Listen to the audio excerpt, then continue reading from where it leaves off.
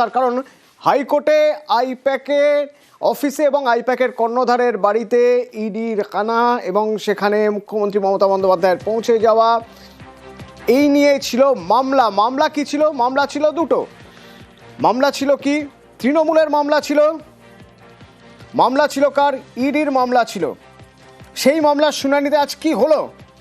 অর্ণব রয়েছে হাইকোর্ট চত্বর থেকে। অর্ণব, দেখো, ইডির মামলাটি যেহেতু ইডি আলাদা করে সুপ্রিম কোর্টে আবেদন করেছে এবং হায়ার কোর্ট বা হায়ার হিসেবে এখানে সুপ্রিম কোর্টকে দেখা হয়, তো সেই মামলাটি স্থগিত হয়েছে এবং সেই মামলা সুপ্রিম কোর্টের পর্যবেক্ষণ বা নির্দেশ দেওয়া হবে সেই মোতাবেক এখানে শুনানিতে আসবে বা আসবে না, দুটোর একটা জানতে হবে।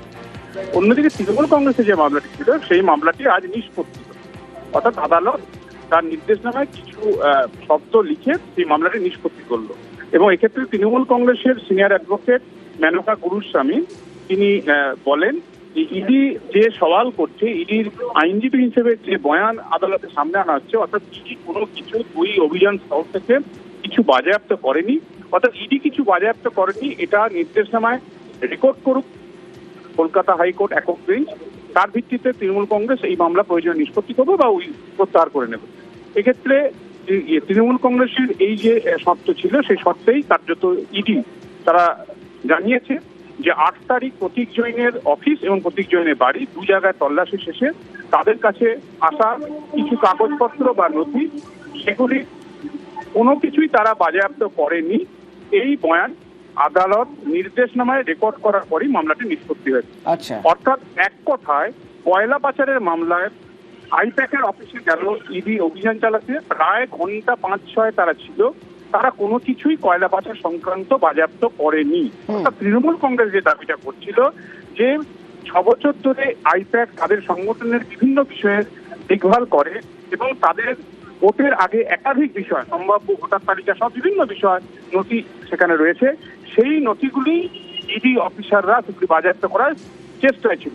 ভোটের 2 মাস আগে এই ধরনের চেষ্টা কেন? ইডি কেন জেনে শুনে প্রধান রাজনৈতিক দলের অফিসে তার রাজনৈতিক যে সমস্ত গোপন নথি সেগুলো হাতিয়ে নেবে? কাজে তৃণমূল কংগ্রেসের যে অভিযোগ ছিল সেই অভিযোগটাই সত্য প্রমাণিত হলো আজকের ইডির এই সওয়াল বা তাদের বয়ান রেকর্ডের মধ্যে। ধন্যবাদ। অল ইন্ডিয়া তৃণমূল কংগ্রেস যে রিট পিটিশনটা ফাইল করেছিল, প্রথমে আর্গুমেন্ট হয়েছিল মেনটেনেবিলিটি এটসেট্রা।